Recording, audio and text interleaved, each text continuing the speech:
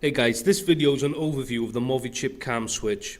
This product allows you to trigger up 1 or 2 camshafts independently and according to 1 or 2 5-volt sensor readings and or RPM. So this is the first screen that you come to. You're going to need to enter your rev limit for the car's ECU. Once you do that, you get the Bluetooth picture will come up. If you want to connect it to Bluetooth, click that, select the unit from the list. So once you've done that, you'll have these across the top. This is slides left to right. So first of all, we've got RPM, and you can either use this just to display values, or you can click this button, adjust switch point, and this will bring up your adjustment menu. You get an error 515 because at the moment this unit is not connected to Bluetooth. So as you can see, it's labeled R waiting. So this is going to be your live RPM signal. Relay 1 is going to be your intake shaft if you've got a VE motor with 2 camshafts. Relay 2 will be the exhaust. And then you go plus or minus to select the RPM that you want the relay 1 threshold to be when you want it to activate. And then relay 2, same thing, when you want it to activate. And the philosophy is the same for all of them. So then you've got sensor 1. Again, at the top here, sensor 1 live waiting percentage, and you've got another 2 dots. When this is connected, you'll show the percentage of between 0 and 5 volts of the sensor reading, and it'll show the voltage of the sensor reading. And then you go plus or minus, like what percentage or voltage you want at what percentage of voltage you want the cam to activate at, and likewise for relay 2. And it's the same deal for sensor 2. So generally, this is not a gauge.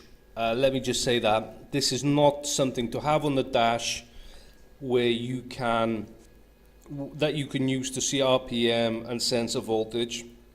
It will show these.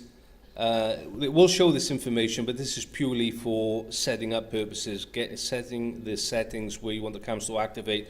Once you've done that, I recommend you'll disconnect it from Bluetooth, and then you don't need to use the app every time you use the car. Once you've got the settings there, just turn the car on, and it's got the settings there. The app is purely for setting up purposes, and it's not something that you need every time you use the car. We've got another 2 options at the top. You've got adjust switch point, where basically this opens and closes. Let's just close that. So this adjust switch point, it just opens and closes the adjustment readings here. When you switch this off, it just makes the update speed a bit faster for the sensor 1, sensor 2 and the RPM readings, because it's not having to output the threshold triggers as well.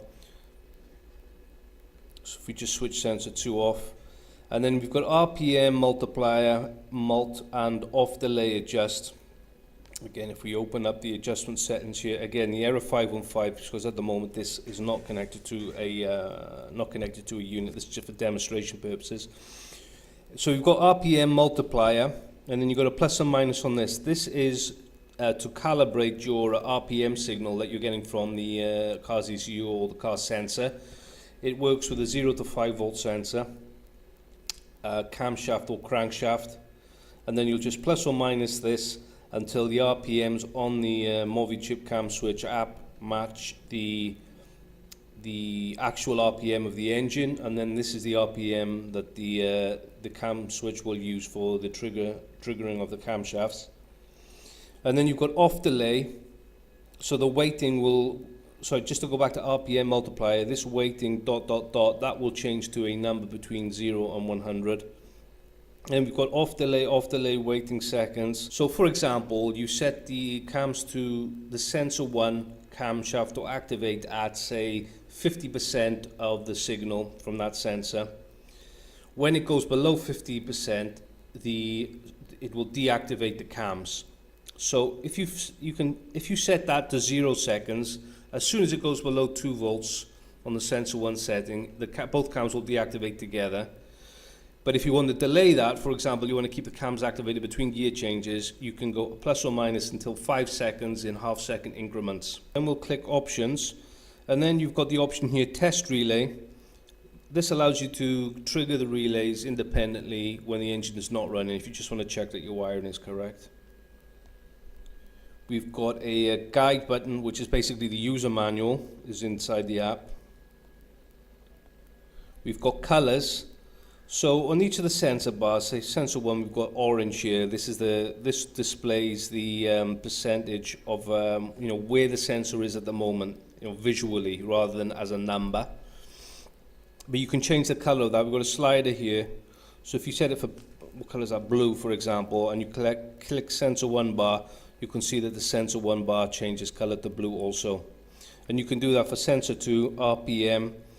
When the threshold is met, for the sensor 1, relay 1 activation, you can change the color that this bar changes to. At the moment it's red. And likewise for RPM trigger also. And then at the top here, just underneath this sliding bar here, you can see there's a red line.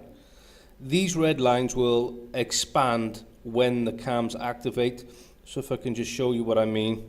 So if we choose a color here, not white, so we show like pale blue, and click relay 1, you can see that it's changed the top, the left side has changed to pale blue. So when the relay 1 activates, this will expand into a block, just to give you a visual indication of when the cams are activating. And likewise, let's change relay 2 to grey, and you can see that relay 2 has changed to grey as well. Like I said, both these will expand into square blocks. So it gives you a nice, obvious indication that the cams have activated. But like I said, just to reiterate, this app is to be used purely to confirm that everything is working and to set up the app. Once you're satisfied everything is as you want it, then you don't need to use the app until you want to change the settings again. Literally, you can just get in the car. No need to use the phone at all, and the unit is there ready to go with the settings that you put in previously.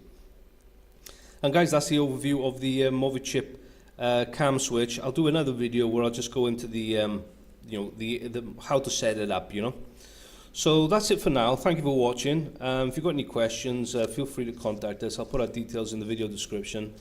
Please subscribe to the channel to get updates on our products, new products that we've got. Got a lot of interesting products coming in the pipeline. And I'll see you again next time.